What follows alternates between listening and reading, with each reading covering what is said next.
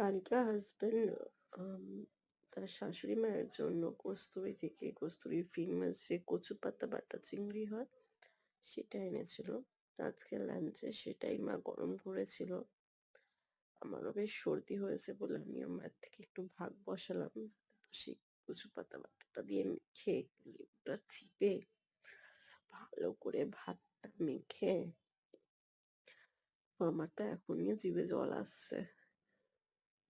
জম্পেশ করে খেলাম না। আর এমনিতেই আমার চিংড়ি মাছ প্রচন্ড ফেভারিট। আর বেশ একটা কচু পাতা বাটাটা একটা বেশ সর্ষের ঝাঁজ ছিল, ঝাল ঝাল, দারুণ লেগেছে খেতে, দারুণ।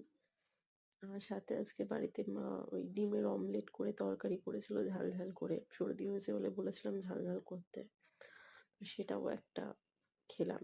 শুধু অমলেটটাই খেলাম।